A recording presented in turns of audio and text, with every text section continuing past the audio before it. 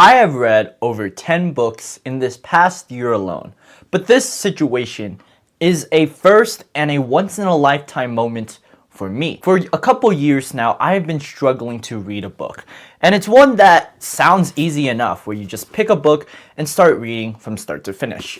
But the sheer process of it all, took forever to get across. And in this video, I want to document my journey of not only improving on myself to be a better reader, but also what happens when you read consistently as much as I do. If you don't know me, I'm Arnel Arcega. I'm one of the healthiest authors and writers you will ever meet. As an author, writer, and motivator, I make sure people stay on this path of reading and writing. With how much the climate has changed, as well as more huger influences such as social media and AI, it's my duty to make sure people stay on the right path, and I do this by slowing them down. And the easiest way to do this is through books. If you want personal help in your own reading and writing journeys, then check out my Instagram down below, along with my books down in the description. For now, let's get into my story and what I've learned about reading books from 2025 alone. Before we get there, let's talk about my journey. What it took for me to get to the point where I read all these books here. Back in 2022, I read a single book.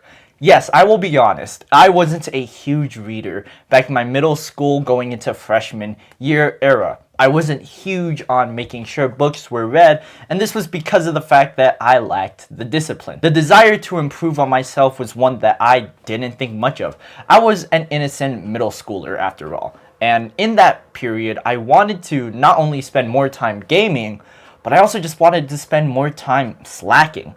It was easy, it was fun, but it didn't last forever. The first book I read that really changed my life and the viewing experience of reading is It's Kind of a Funny Story by Ned Vizzini. Picture 2022 fall. I was huge into watching a lot of TV shows at the time. Breaking Bad, a lot of Better Call Saul, and just in general, just stuff that would waste my time. As much as I love those experiences and it was fine in the moments, it was this book that I feel challenged my beliefs of how times would progress. I bought this book back in 2022, but I didn't read it till a full year later. The cover and the title interested me enough, and I had a huge vision of the story, reading about a kid similar to me in my age struggling in the life of New York City.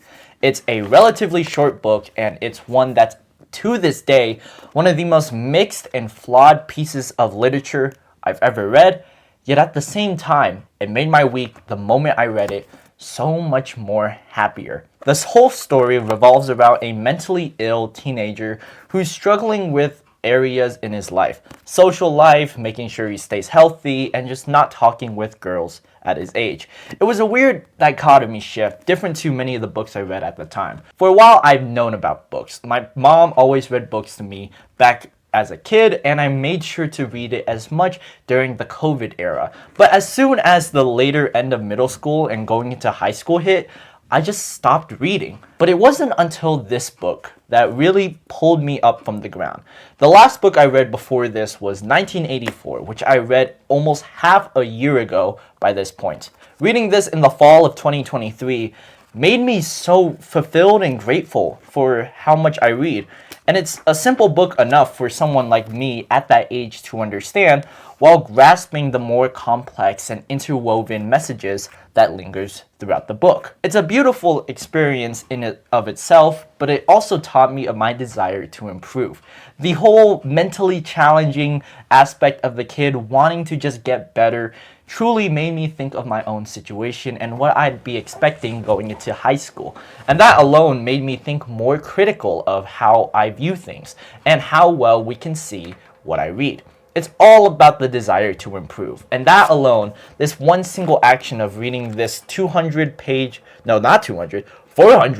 book, made it clear to me that there's something more to books than you will ever anticipate. That started my journey over here.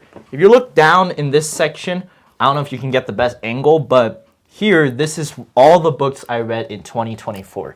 I finished this book at the tail end of that year, but I wanted to go higher. This desire to improve taught me more about fiction and how well I can invoke my own sense of stability as well as mental capabilities with this aspect of life.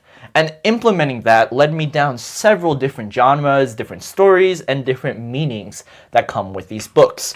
Some of my favorites, as I said in my first ever video, still stand, such as No Longer Human by Osamu Dazai, as well as The Ballad of Songbirds and Snakes by Suzanne Collins. In the topic of just getting more stories, I mostly and primarily focus on fiction books. I still do to this day. When I picture someone reading a book, I want them to be not only educated, but entertained, giving me the same general scope that this book laid the foundation for. And that alone challenged my beliefs to make me think more of fiction and nonfiction. Let's cut back to the present day. It's 2025 and currently I've been reading all different types of medias, whether it's writing tools or talking to me in several interviews. I've been using these books to not only make these videos better, but it also allowed me to be more critical of what I say and what I get done. For someone who's new to the art of reading or someone who hasn't read a book in a while, I can assure you it doesn't matter where you get started.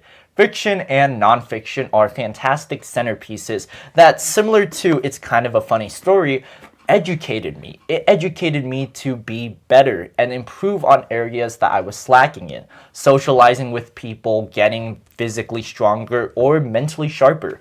I love books such as How Fiction Works because it allowed me to think more essential pieces. It allowed me to see what I needed to crave for and in particular, improve my writing. This desire to read more books fueled and channeled my energy to write my first novel. While not great, I had a fantastic experience with it throughout 2023 into 2024, and that shaped the way I view literature into 2025. With us nearing the end of 2025, so close, fiction and nonfiction will be the fueling centerpieces that make us live better lives. No matter how we face it, we are in the present. It's not a point in between illusions, nor is it just a stepping point between the ins and outs, the past and the future of sorts. What the present is, it's time. It allows us to view things more critical of what we get done. And that's why I value books so much. In your own mind, you probably are the type of person to have read a book or be a huge avid reader similar to me. But due to circumstances as well as lacking the desire to read, you simply stopped. And that's a shame. I truly believe that books have this fuel and capacity to make us greater than oneself. And that alone will make the longevity and more or less the purpose even better. We read books nowadays to not only think more critically of our head, but to also be more capable in learning. Let's be honest, the last book you read was to entertain yourself, but it also gave you a sense of purpose. Even if it's the worst kind of romance novel, or even if it's the biggest sloppy teenage fiction book you've ever read, it's a beautiful, thought-provoking moment that made you think more than yourself. With AI and social media, it tends to scroll away the time. We tend to take away the effort. AI makes it easier to get things done, which is great, but it also limits our own creative capabilities. Meanwhile, social media, it saps said creativity and makes us less than what we truly are. The potential is there, but the books have more than what we take. And like every single human, we all have a cover. We all have a face pressed on the front. But there's more in our said story. The process of how we tell it is understood through the act of learning. Fiction and nonfiction are great because they give us two different ways of learning. Fiction gives us a world to escape from, to help us build on top of our own, and it gives us ideas on how to act, how to be better, and who to be inspired off of. Nonfiction books, however, do different but similar attributes.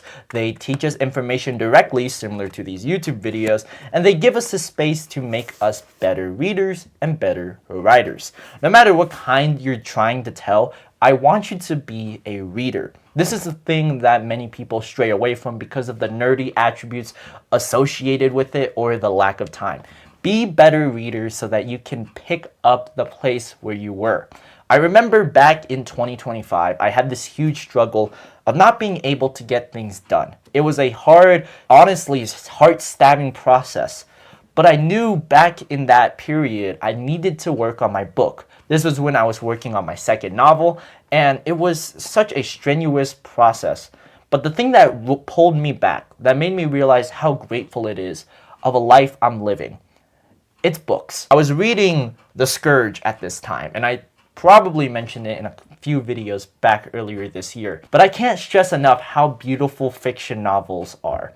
Fiction in itself are fantastic centerpieces that I feel many of us overlook. They can be watered down to just simple stories, but they have beautiful moments that, similar but different to nonfiction books, challenge us and make us better people.